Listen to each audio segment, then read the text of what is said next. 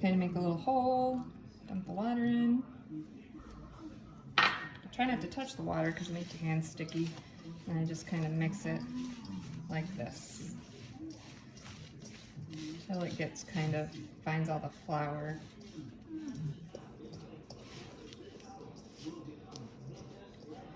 See, it starts to kind of incorporate here, mix up.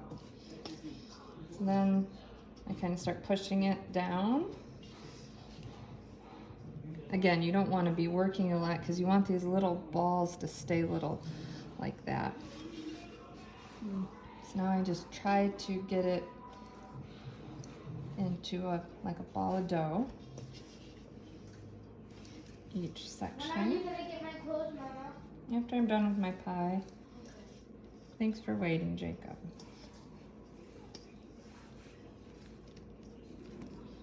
Okay, that guy there, it's okay if it's crumbly. You know, some of the best tasting pies are crumbly. You just have to have patience and understand that if it's a little crumbly, it's okay. Took me about 20 or so pies to get more comfortable with making the crust taste good.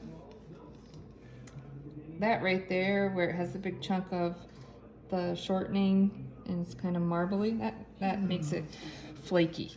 So that's a good sign. So we're gonna put down some flour, try to roll these out. If one of them is more crumbly, I usually use that one for the bottom because the bottom is easier to fix. So this guy's kind of crumbling. Until you're more comfortable, you can use a little more water. You can go up to like 8 tablespoons of water until you're more comfortable working the dough. So we're gonna push this down and around. See how it's all falling apart here? It's okay. We'll kind of piece it along. No one freaking out here. I'm gonna put a little dough on, or flour on top. Get a rolling pin. Slowly roll this guy because he's a little crummy.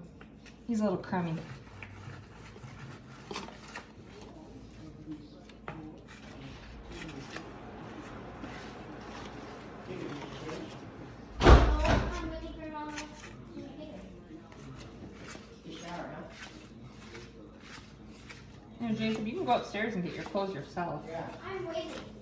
Well, I don't really think I need to be going and getting your clothes for you. Yeah.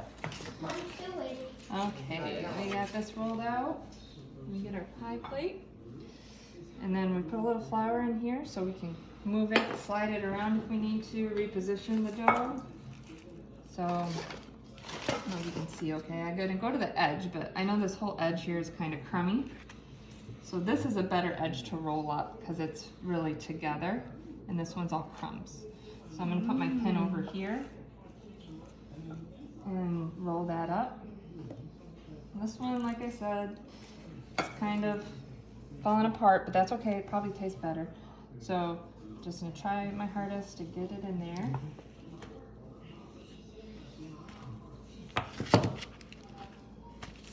So it's all floppy, right?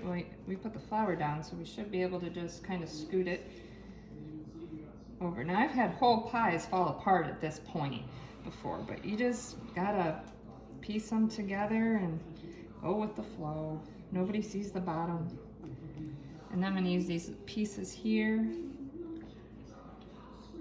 to kind of fix the edges so everything is nice and covered.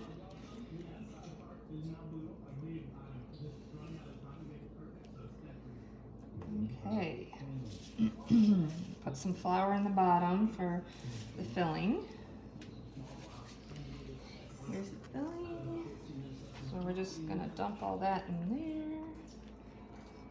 Now, depending on the size of your apples, you may need 5, you may need 6 apples.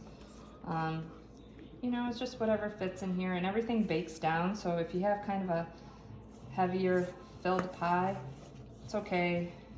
It'll bake down and usually fit.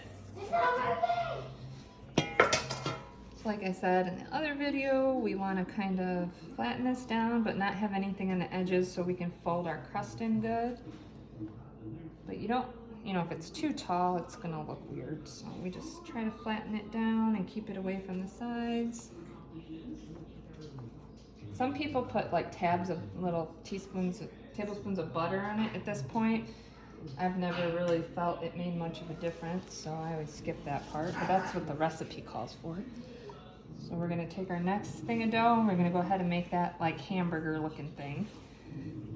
Keep the edges tight, push it down so it's somewhat flat. If you don't do this part and you just start rolling the round thing, it's just gonna be very cracky. You're gonna have a lot of cracks, it's gonna crumble a lot. Put a little flour. I'm gonna scoot them over here. My pie's in the way. And then we're gonna roll this guy out. He's kind of crackling. It's probably gonna be a very flaky crust.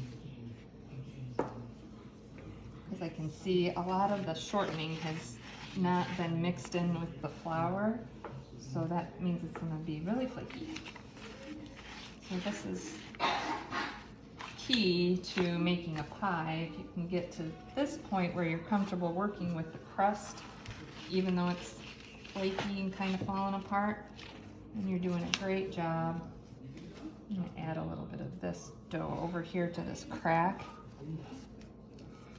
Hope it helps me. I don't know if it will or not. That's okay, we can fix it in the pie. Okay, so this looks like a good edge. This edge is all cracking, so we're gonna use this edge over here and put it on our roller like that.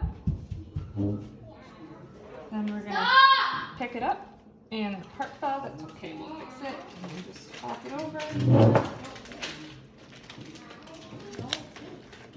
So here we go, we got a heavy side right here. So we'll just use some of it that's on the table. Pinch it in there. We're gonna go around, pinching all the sides. Mama. Hi, buddy. Mama. Yes. Mama, look.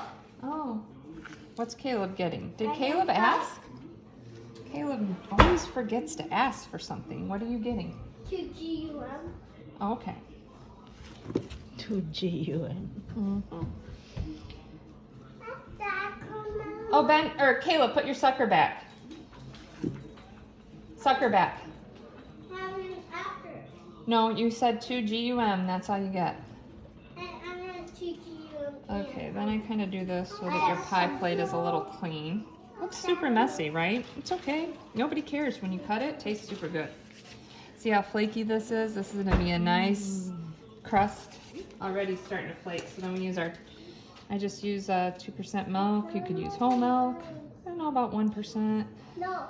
But we put this all over. We're gonna really get it on the edges and the crust really good so that it makes a nice glaze on the pie.